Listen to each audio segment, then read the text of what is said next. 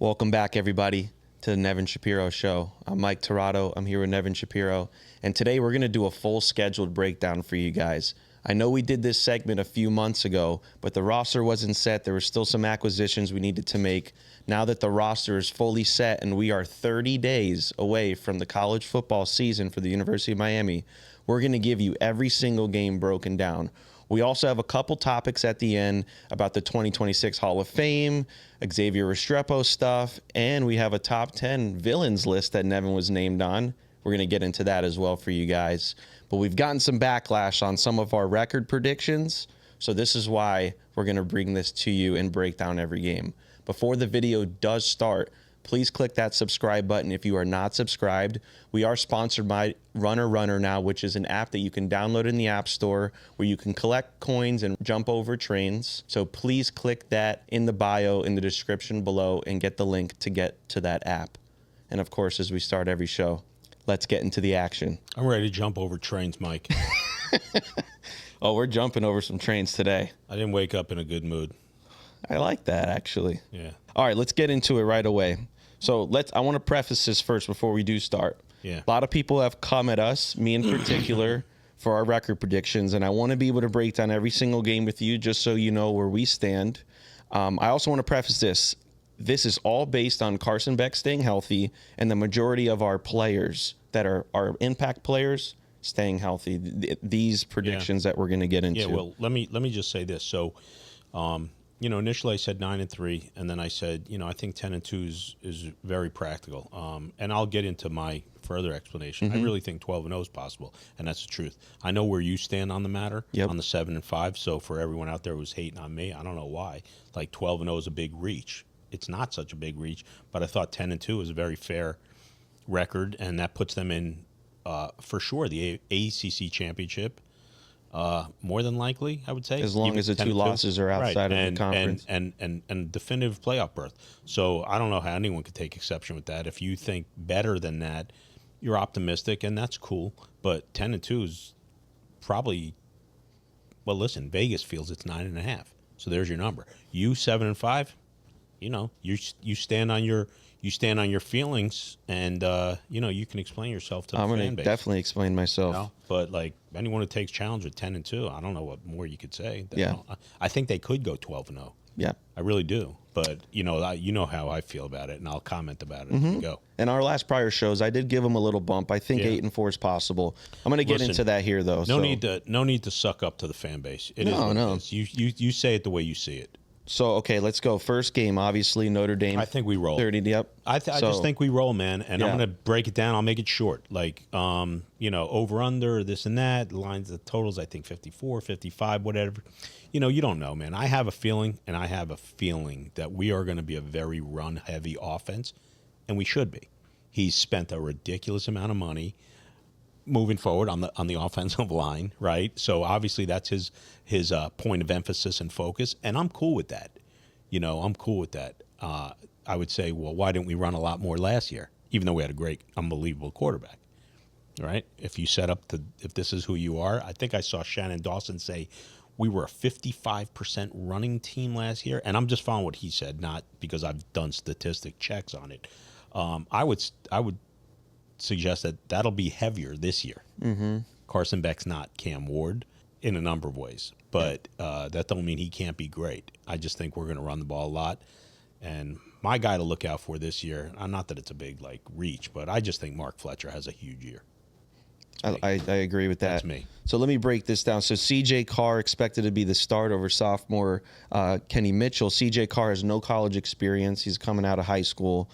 So I'm giving the edge to Miami offensively due to Carson Beck and our offense with our offensive line.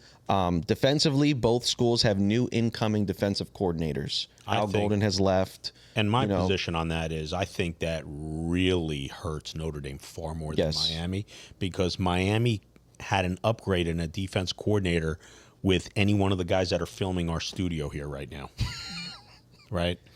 Al Golden, no jokes about the tie, but he was a hell of a defense coordinator. And he probably single-handedly led them to the title game or had a lot to do with that. Mike, my biggest issue with week one is this. I'm not even betting on Miami. I'm betting on the home crowd. And I saw like one of these things. I don't know if it was TikTok, Instagram. You know me. The algorithms find me. I don't look for shit. And I saw someone say, well, Miami has no home field advantage. It's just another game. That's not correct. Miami has a horrible venue as far as built for the fan base. But they don't have a horrible venue built for a big game. Let's like pump the brakes. And if for a guy to make a comment like that, you don't know what the fuck he's talking about. And when a guy makes a comment like that, you right away got to go, and not listen to him because you don't know what he's saying. Playing in Miami in this bullshit type stadium as it relates to not having a passionate crowd like the Orange Bowl used to be, even though that place used to be empty except for big games, you don't know what you're saying. Miami's built for big crowds and big games. That's why for years we've done what we've done when we had something to play for and we mattered. Obviously, in recent times, there have been very few games that have mattered so much. So you're going to get what you play for. This is going to be one of those days. I'm betting on the crowd. We're going to blast that team. I stand on it. Is it a guarantee? Is it a lock? No. But we should handle business for a kid who's never played in a college game coming into that type of crowd. It's going to be a snake pit.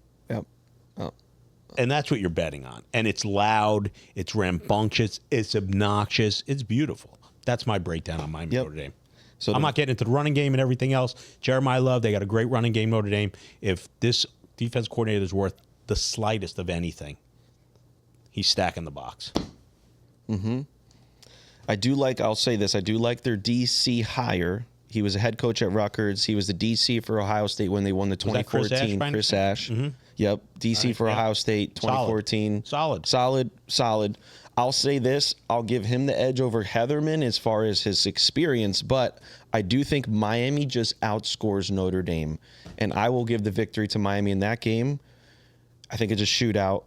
I don't think we blast them like you do. I hope we do. I think we win by 2 scores or more. 2 scores or more. I say single-digit win. 14 plus. That's what I say, and I stand on it. All right. That's it. Needless to say, Miami will be one of my early prognosticating week 0 bets. Who came up with week 0? That's so stupid. All right, next 2 games I don't have any comments on. We're just going to, according to the fan base. Oh, Bethune-Cookman? They're ball breakers. Oh, stop Real goons. Yeah, yeah. Okay, Bethune-Cookman, no comment. South Florida, let's just be practical. They don't have enough coming into Supposedly, South Florida's got a really good offense this year, but I'm certainly not going to even consider. We're a 2 to 3 touchdown favorite. Yeah, they're coming into. It's just not even, like you say, it's not even practical. We're 3-0. Yes, I agree. Okay, let's get into it. Florida. All right, DJ Lagway. Tough to say, but I'm giving the slight edge to DJ because of his athleticism and ability to use his feet more than Carson Beck. Not a huge edge, but a slight edge. I think this is a tough game. This is a tough game for a number of reasons. One, obviously, there's a lot of hate, and the rivalry's been there forever, even though we don't play a lot. But we really embarrassed them. We fucking embarrassed them. I mean, we virtually set up Billy Napier to be on the unemployment line after the way that game went last year. So I'm assuming Florida's got a ridiculous amount of pride for what took place last year. Mm-hmm. I've broken down their roster best you can with the new portal situation and everything else. I don't care what anyone says. You got new pieces, this and that. You don't know how they fit. There's so many moving parts. I think that's a really, really tough game. I think we win because we're home, and I think we win. But that game, should it go the wrong way, I'm not shocked. Mm-hmm. But I really do think we get to 5-0, and then the situations begin. Okay. But I'm going to lean towards Miami, and I'm standing with what I stood on.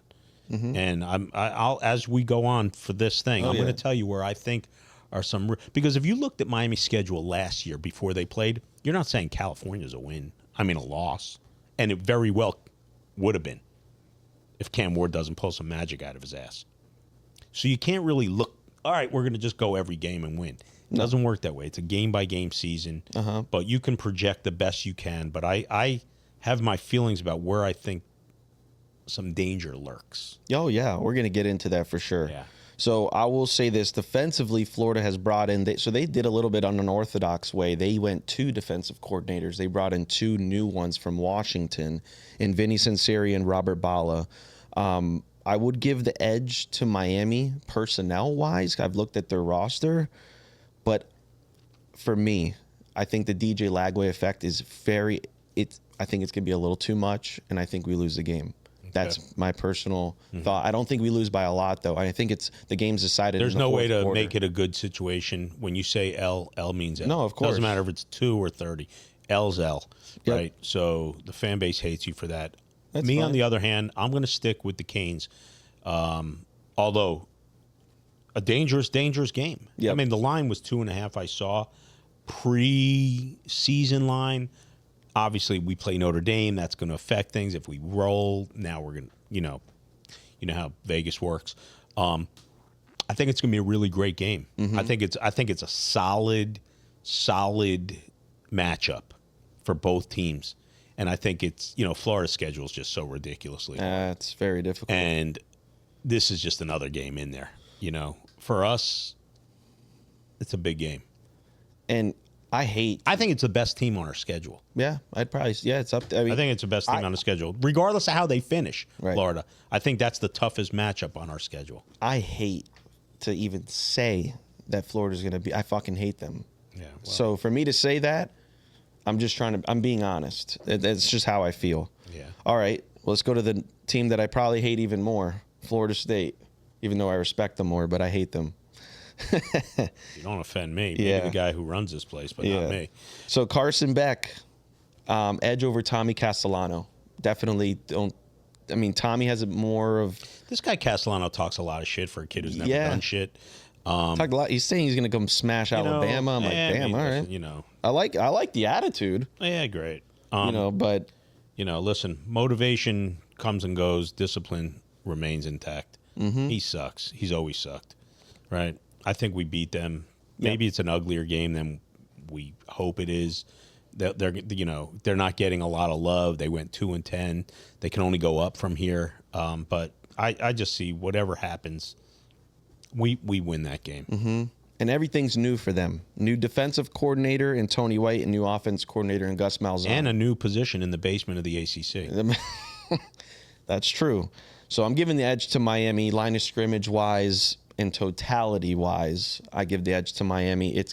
You never know. Like you said, it's a rival game. It's on the road in Florida State. Shout out to my compadres in Tallahassee. They treated me very well when I was in incarceration in my stopovers. And, Yep. All right. So let's move on to the game for me that is a little concerning. And it should be. And I know where you're going. Louisville. That is, we don't traditionally do well Yep. on weekday games. We struggle typically, okay? Doesn't mean we don't win, but we struggle typically. I've seen it a number of times over the last however many years. That being said, Louisville is a pain in the ass. Yep. Always has been. I got a respect level for Brom, the coach. Is it Brian Brom or Jeff Brom? Brom. Great coach. coach. I know there's 2 Broms. So he's always got he's a great underdog coach because I know I've bet on his squads while he was many times. He's a great underdog coach in Vegas anyway. That's a dangerous game. It just is. There's Louisville has South Florida talent. Isaac Brown. Yeah, Olmstead. that kid flies. I don't say they win, but I just say be prepared, expect the unexpected, and that's a dangerous game. Huge. I think we win, but that's a dangerous game. Quarterback Miller Moss, USC transfer. Well, solid coach, quarterback guy. Just a dangerous game. I don't like it. We get out of there. I love it. Oh, I love huge. it. Get out of there. Get out of there with whatever, get a W, but get out of there. I love it. Just a dangerous team. Always. Yes. And the reason why I keep bringing up the offensive defense coordinators, I'm going to give my assessment here at the end of this of why I keep doing that. But so both offensive coordinators and defense coordinators have been there since 2023.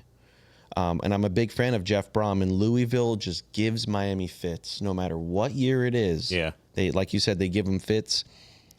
This is the game for me where I think we take our first ACC loss. Okay. You know, that's where I stand on that. I hate it. I hate this game. And I agree with you. If we get out of this game, we should feel incredible. Yeah. Like it's like a big accomplishment. And I think we have a bye that following week. No, because the bye is, I think it's game bye or something like that. Because we have a bye after Florida, then we play Florida State. Yeah. So, okay. Next one, there's not too much to discuss here. Stanford. If we can't win that game, the whole coaching staff should be fired. You know what I mean? I mean, at that point, let's move on. That's an expected W. Yeah. So let's be practical, right? All right, SMU. Before we get it, go ahead if you want to go real quick out, I'm going to say before we start, I want to mention something. This game is played on November 1st. It's the first game in November. I came across a very alarming statistic, and this is why I want to break this down for the fans. Is this 4-13? 4-11. Mario Cristobal in the month of November is 4-11 at the University of Miami. Most people don't know that. I didn't even know that, and I came across it. I almost couldn't even believe it myself, and I had to even do the research to make sure that it was actually right. Is that after the turnover chain? Yes. So this was the second turnover chain. Oh, okay. Or maybe even the third. Actually, maybe the last one because they did like the I had one made Florida for me in arts and crafts in prison. I figured I'd wear it, nostalgic vibes. I wasn't repping AJ's chain. I was repping anyway, go ahead. Rhett Lashley on the road, back-to-back 11-3 seasons. Mario and him are going both into their fourth season. Rhett Lashley is coming off of a playoff berth. One question. Did Rhett Lashley get $80 million? No. All right. Go ahead. Okay. Never fired his offense or defensive coordinators since he's been there. As we know, Mario's going into his fourth year with his third defensive coordinator, so we'll get into that at the end. Kevin Jennings coming into his junior year in Rhett's system. I love Rhett Lashley. And I'm going to say this too. Chris Johnson, I'm going to put this on record. Chris Johnson's going to have a monster year for SMU. We underutilized that guy way too much. And what Rhett Lashley does best is he knows how to get players in space and let them do what they do best. Well, they didn't underutilize him. They didn't use him. Yeah. Right? Yeah. So Brashard Smith, Jalen Knighton, he has had a slew of guys that he has pulled from Miami and made them successful because he knows how to put them in space. So here's my breakdown on SMU. So I put them in as one of the two losses for Miami. Yep, I have him as year. a loss as well. But I want to say this. We shouldn't lose. Nope, I agree. No, I want to give my answer because you said that there's fans that say, oh, they're ragging me because I said Mario's good for the two losses. So let me just address that comment if someone made that specific comment. Me addressing it, and I said I'm not going to talk about Mario, but I can talk about the history of what he's proven thus far. Can I not? Mm-hmm. Okay. Mario's been a sub-5. He's been basically a 500 college coach, right? Even though he started with FIU, he was pulling them up, and they weren't, they were in the basement. He did an amazing job, and he did. But, if you eliminate the Cam Ward, he's really a 500 NCAA coach, give or take a game or two, right? Okay. That being said, he has given away some games that we already know. We're not going to just keep beating the dead horse. I'm betting on history. Now, I'm not betting on history. I'm commenting on history that his track record suggests he chokes off a game or two. It's not me going at Mario. I'm not. I'm just stating what I think. We should beat SMU. Mm-hmm. We have way more talent than SMU. Yep. Let's be real. We have way more talent. It's a game we're going to be favored, right? When Vegas favors you, it's because they say you have a better roster. That's what that means. Okay? There's some other things that play into it about how high the line goes and everything else, public perception, whatever, equations we'll never know, right? But we have a much better roster than SMU. And just because they made it last year doesn't mean that they're going to be sexy and be great this year. They sort of stumbled into the ACC championship, because we stumbled out of the ACC championship. It's a game we should win. I really want to go against myself because I think it's so obvious that everyone's going to say we're going to lose that game that I'm changing my prediction to 11-1. Wow. Holy crap. And you didn't expect it because we don't script these things. Everyone may think we roll. I just don't give a fuck. Like, I don't give a fuck. I'm going to speak what I feel, when I feel it, how I feel it, like I got Tourette syndrome. Whatever comes to my mind, I'm saying it. I can't tell you what I'm going to say because I don't even know. 11-1. Wow. So I will say that. And the ACC championship game, and I think Clemson beats us in the ACC championship, and we make the playoffs. Okay. So fuck all you who think I speak down on the pro. He may fucking have a different heart on. Shoot at him. I love the program. I'm just being honest. 11-1. Okay. I think Miami has a better roster. I just talked myself into it. Because if that's not motivation, I don't know what is. We're much better than SMU. We're much better. They didn't spend what we spent. They didn't pay their coach $80 million. They didn't fucking go do this. We should roll. We shouldn't win. We should roll. I am a huge Rhett Lashley fan. I just think he's better than Mario. I'm going to put that on record. Okay. And I think we get outcoached. That's what it is. For me, man, it's not the roster. You know what the First Amendment... It's not the roster. You know what the First Amendment means? Freedom of speech. Man, fucking say what you want, man. Stand on it. That's it. I love his system. 3 years. Stand on it. 11-1, Mike. Okay. I flipped the script, and I'm just giving us a loss. I don't even like to give the loss, but I just got to... You know why I got to give one loss. I know. That's it. Okay. I don't even know where it comes. I have a feeling, but I just can't, like, I'm not swallowing that fucking... I've already swallowed it too much. 9-3, now 10-2, now 11-1. You know. Got to pump the brakes for us. You know. By next show, you're going to be 12-0. There's no telling. All right. Next game. Syracuse at home. We're going to fuck them up, man. Love Fran Brown, high respect. Listen, me too. This and that, We choked that shit off, man. Mario eats that L. He fucking choked that motherfucker off. No more Kyle McCord. That was a Kyle McCord. I mean, whatever it is. Listen, whatever it is, man. Listen, the recipe is this: Syracuse plays no defense, throw no passes. You don't have to. Yep. They're not moving right enough. along. Yeah. That's if we don't fucking handle that game after what they did to us last year, and Fran Brown talking shit, put that plant in my chair. All right, let's go to another one that you're probably going to say a similar thing to. NC State. Yeah. So CJ Bailey, though, I like that kid. I don't dismiss that team because they've just always given us pains in the asses. They do. Dave Dorn's, he's a decent coach. We play that game at home.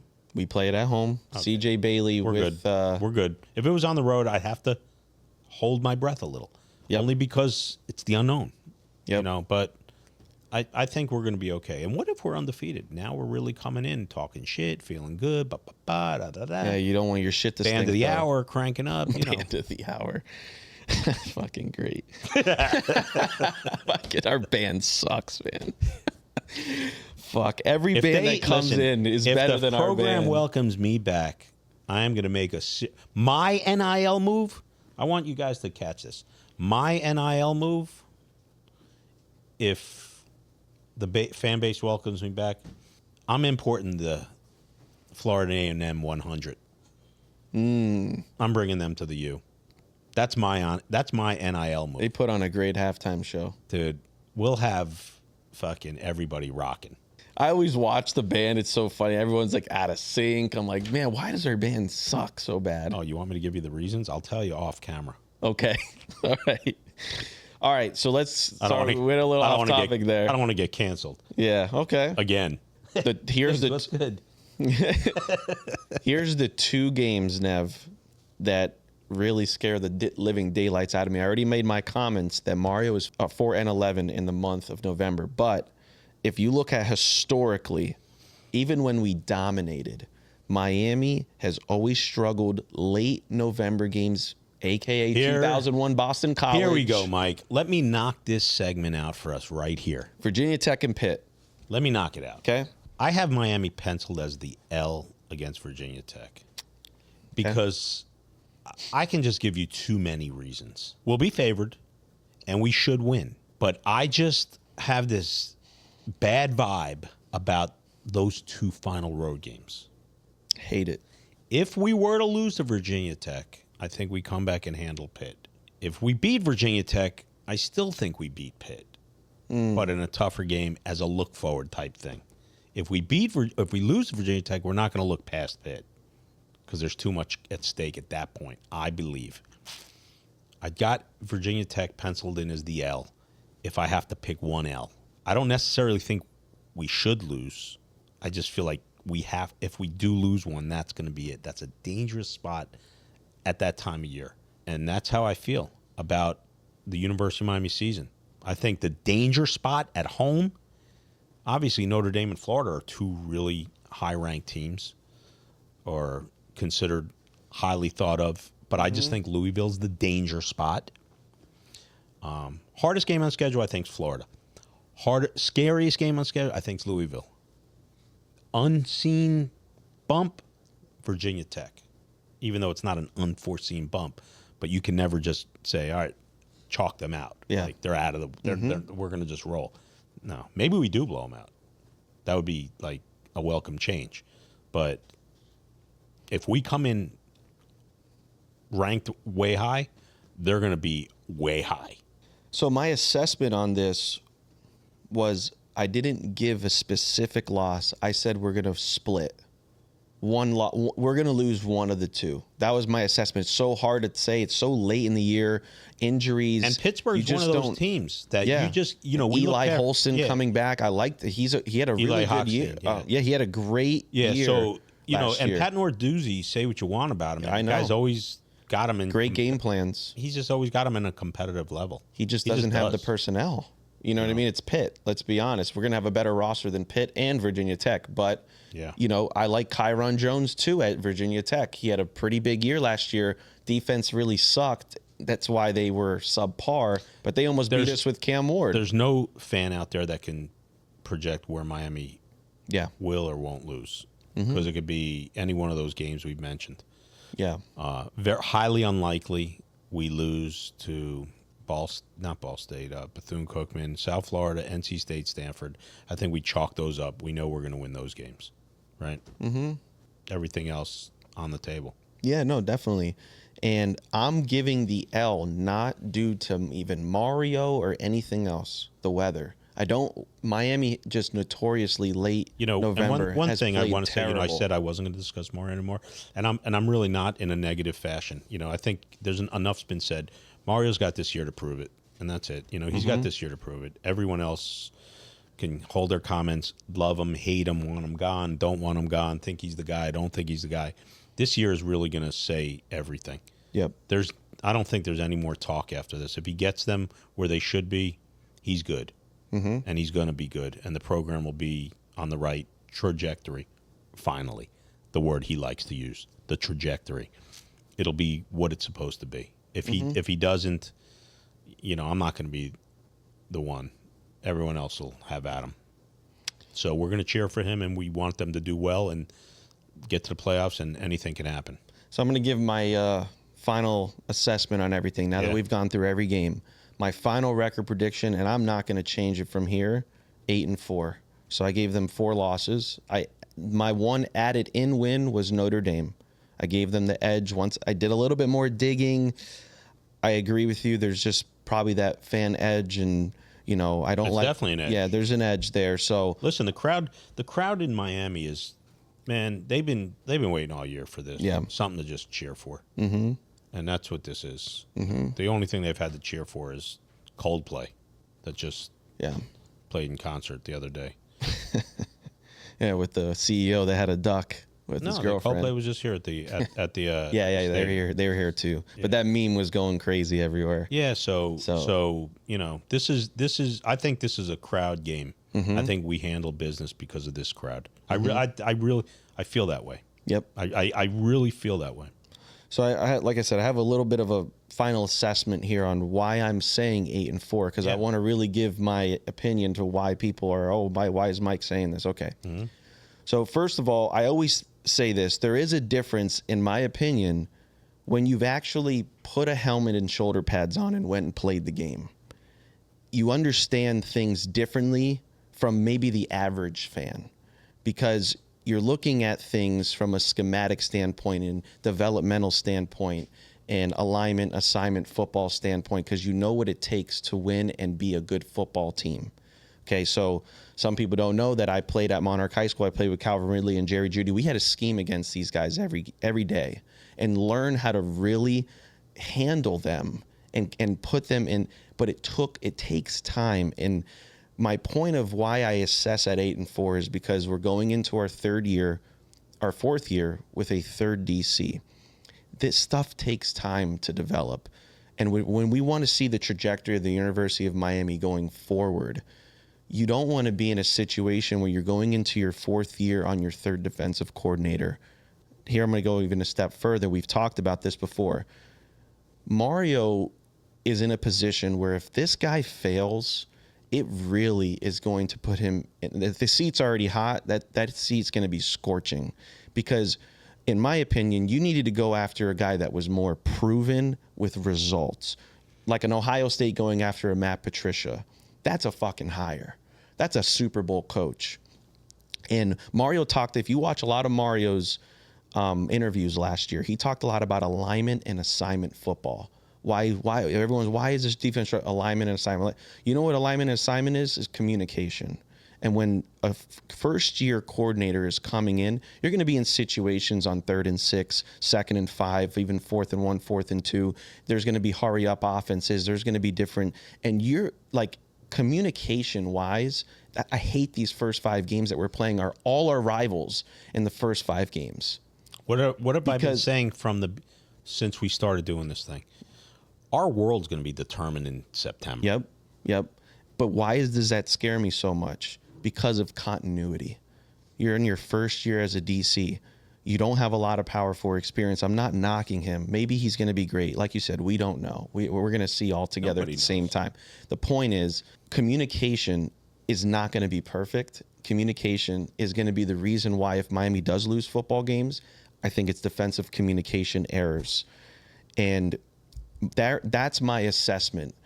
We cannot be in a position where we're on our third DC in 4 years. That is a recipe for disaster. You mentioned on our last show or 2 shows ago with Coach Miller, Kyle Wright, 5 offensive coordinators. I was about to say it again. Right? So you can't be in this situation. And if you've played the game, if you've strapped up shoulder pads and really learned about coverages, cover 0, cover 2, man coverage zone stunts, if you learned about these things and you really know football, not first downs and penalties. That's not knowing football. Football, coverages.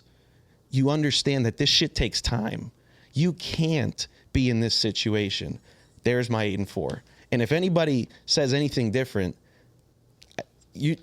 I'm telling you, this shit takes time. No, he's not coming in his first year and this shit's going to be fucking lights out. It's just not.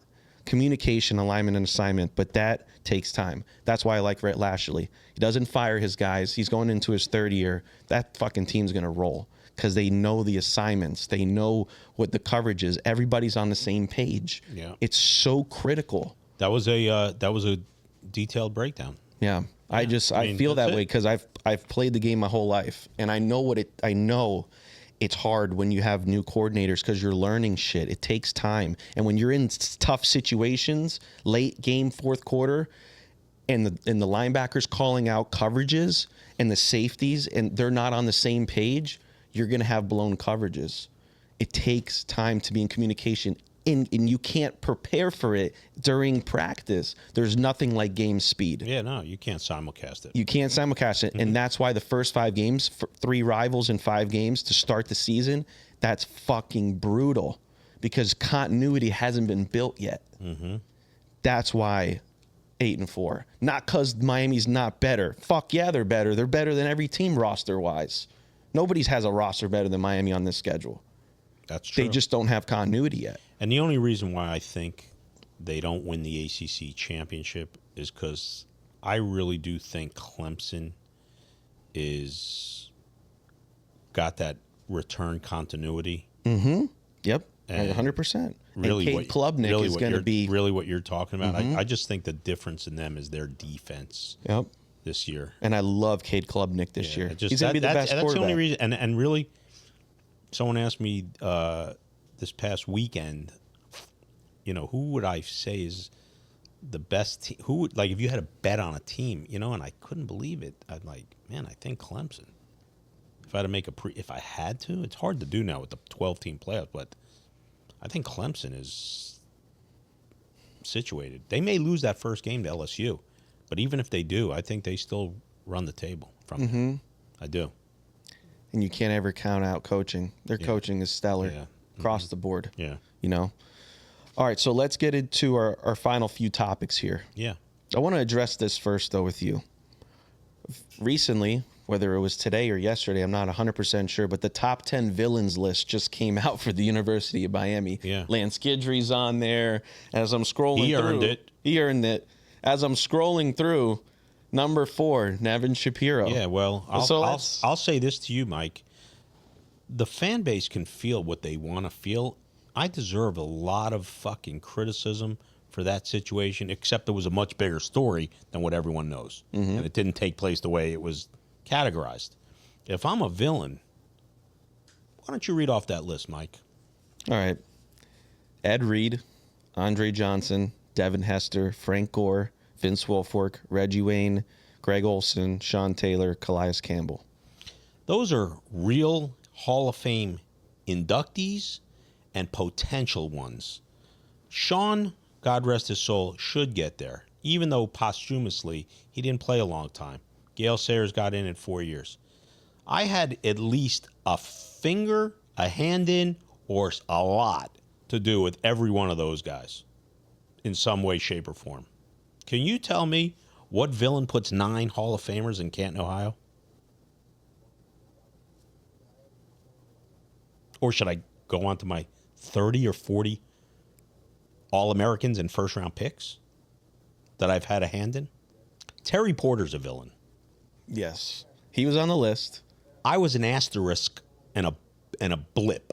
I just want to get your thoughts because I know I was like, damn, that's... All right, go ahead and show it. Or talent hits a target no one else can hit. Genius hits a target no one else can see. Should I give you the few players that I can apply that statement to from my realm? Yep. Jimmy Graham, John Beeson, Sam Shields, and potentially Devin Hester, even though he was always going to be a return guy. So just real quick, I love this Jimmy Graham one. Can you explain what your role was in there? Because I like this on another one. show, I'll have that conversation. Okay. I was very close with Frank Haith, the basketball coach. Mm-hmm.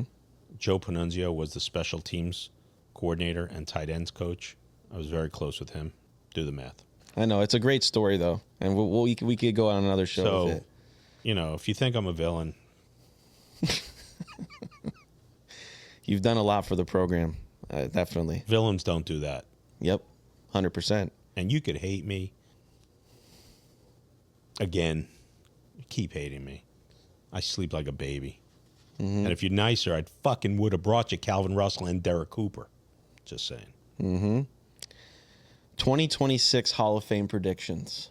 Listed with Greg Olson and Frank Gore being the University of Miami, but Reggie Wayne again, snubbed. I don't like that. I hate it. But I want to get your thoughts overall on everything. Frank Gore, immediate block. Yeah, that's... Greg Olson, a lot, really great, from Wayne, New Jersey. Notre Dame initially saw the light, came this way. A lot of tight ends at that position, maybe not on the first go-round, but certainly deserving. Was stuck with not such a great offensive system here at the U, but certainly balled out in the NFL. I love him. And he's an amazing commentator on top of it, I believe. Should have stayed at the number 1 spot. I'd love to see him get it. I don't think he gets in on this go-around. Frank, for sure. Oh, that's first ballot. And Frank's still not going to get my 8-year-old running back from down south for his Pop Warner team. Talking to you, little James. All right, so final few segments here. The ACC came out with its own prediction.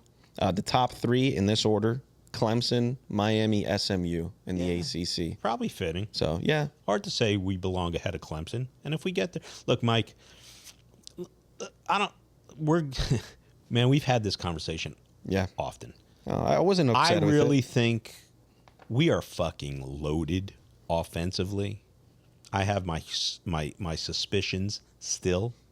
Defensively, for a lot of what you shared, definitely upgrades from the way you look at it. Personnel, definitely, and you got to believe it's an upgraded coordinator. You would hope. We got a lot of talent, man. This is a fucking make or break year for Mario Cristobal and the U. Definitely. That's it, man. We belong in the play. If they don't make the playoffs, he's got to answer. That's it, man. Like that's it. We got the talent. We're ready to go. Are we the top? Are we a top team in America? I wouldn't say so, but we're a playoff team. All right, so final segment, and this is an intel segment. It's the last question of the show. I don't even know what he's going to say because he hasn't even told me. So you came across some Xavier Restrepo intel on the 40-yard dash? Yeah, I spoke to someone really close to this situation, and I'd like to apologize to Drew Rosenhaus and his firm. Not that he needs my apology, but he's not the one who made Xavier Restrepo run that 40. Xavier Restrepo wanted to run that 40. I learned. Adamantly. And he ran himself out of a lot of money. So I retract my statements earlier about Drew blew that. No, he didn't. And I thought he was too veteran-like to not make that mistake. Yeah. And I was correct. He didn't make that mistake. So I just want to admit where I was wrong, and I did. You can't fault the kid for wanting to perform and compete, but from a business standpoint, that wasn't a good move. Yeah. Cost him a couple $1 million. And I think I stated on the show, too, Restrepo's an underdog type kid that wants to prove himself. We want him to make it. We want him, yeah. And I know, listen, I know him personally, and he's that type of kid that wants to prove himself. And, you know, he definitely ran himself out of money. But it's hard to doubt a kid like that just keeps proving people wrong. Someone brought a point up to me, Mike. I know you're not expecting this either because we don't script. You put together a script for what you want to discuss, and I just answer. Someone had asked me the other day a really interesting question regarding Mario Cristobal, someone who's not a Mario fan, by the way. And he said, how many coaches from his tree have gone to coach in other places? I thought that was a great question. None that I can remember. No. As opposed to a Nick Saban, who's pumped out dozens and dozens. So when you look at what Dabo Sweeney's pumped out a number of coaches, I don't know who's watching this, and I'm sure people may fact check this, but I'd be interested to know the comments or the actual facts about who he's put out underneath. It says a lot about a coach. It says a lot about a coach and the quality of a coach is who they learn from and what you provide. And we talked about it on our last show with Bobby Bowden stuff, like how he... Right, and that's what really got me thinking about it.